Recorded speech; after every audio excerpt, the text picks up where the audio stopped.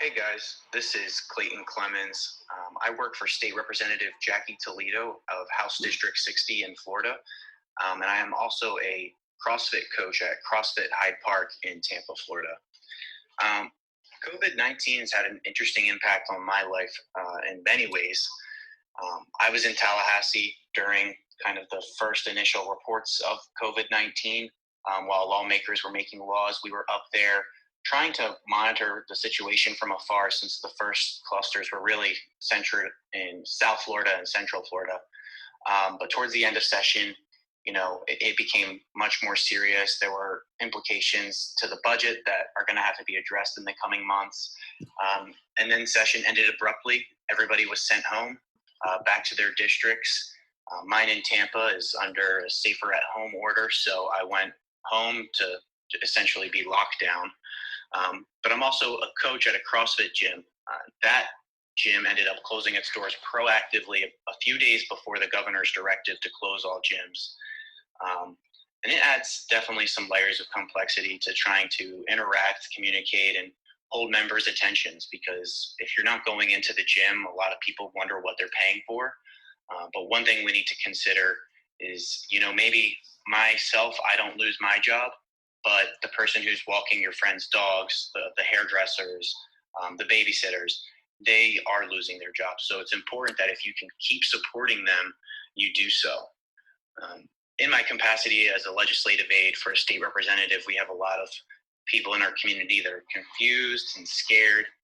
And really all we can kind of advocate is to listen to the leaders, follow social distancing practices, keep your hands clean, don't be in groups of 10, follow the rules, and we'll get through this a lot faster.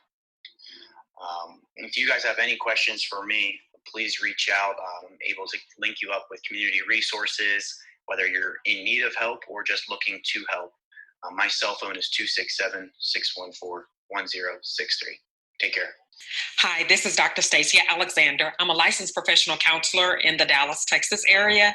And just to share my story of how coronavirus has impacted me professionally, we have had to take a considerable drop in the number of referrals that we can accept, because a lot of the services we provide are face-to-face interactions that don't do well over virtual means. Other than that, we've been able to continue providing individual and family counseling through virtual means, sometimes even phone sessions for those clients who don't have access to video conferencing options.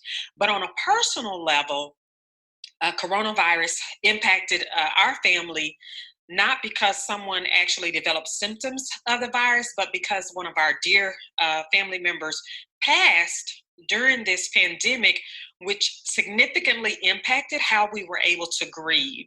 And so if you think about families coming together and celebrating the life of someone and not being able to do that for such a significant person in my life, it kind of made me take a step back and say what's really important. So I thought that we would have to, do all of this planning and have people flying in and think about the arrangements and time constraints and everything. But when it all boiled down to it, my grandmother, very dear to my heart, passed on the night of her 88th birthday, peacefully in her sleep, which we could not have asked for anything more in terms of transitioning to her life after. But what really set home was that the family members who were in California on the West Coast and those who were up north, they were not able to travel to pay their respects to their grandmother like we were. And so we kind of had to deal with that.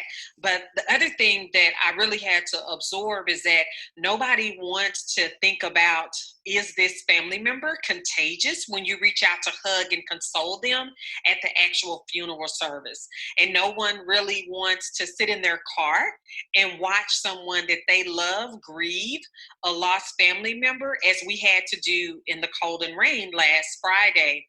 And then certainly nobody wants to sit down and address dozens of envelopes to prepare to send the actual program for the obituary to the loved ones who weren't able to travel in for the services. So a lot of things were different for us during this grieving period. And I'm just wondering if the people that were not here will have the closure that's necessary when you lose someone so dear.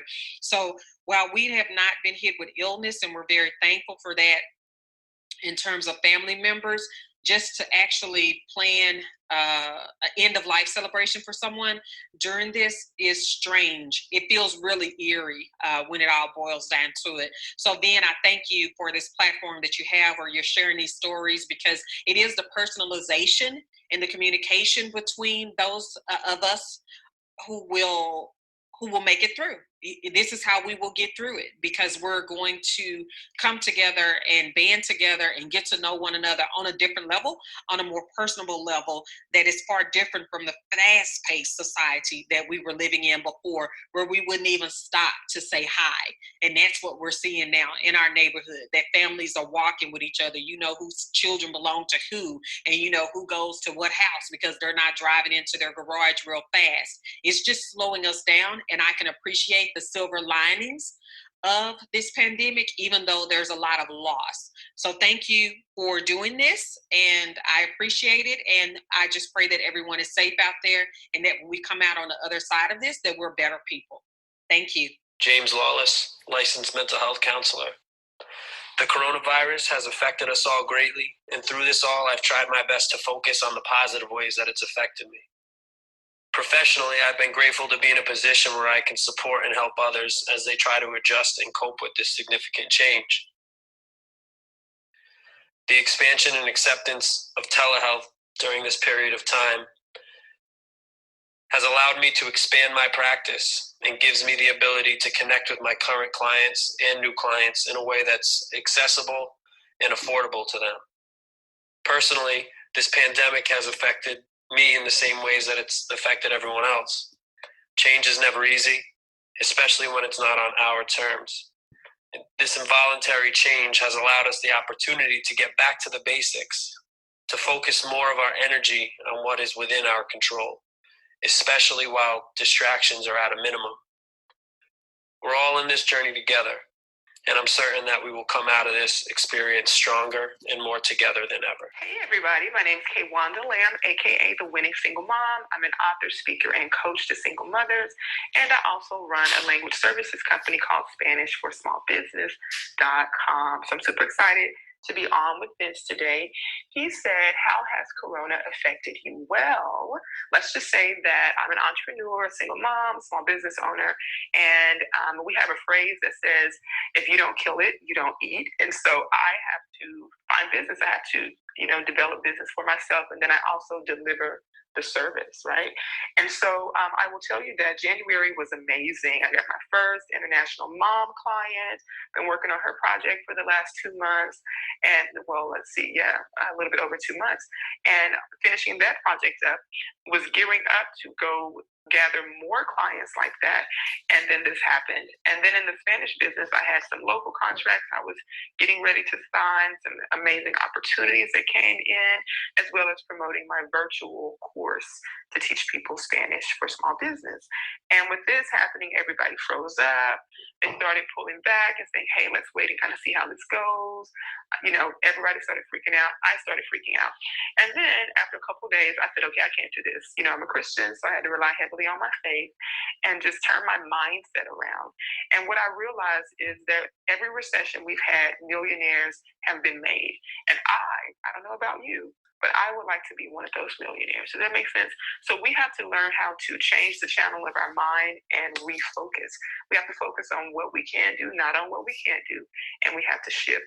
And so during this season, I've constantly been promoting who I am, what I do, and how I can help people. And I've been getting sales.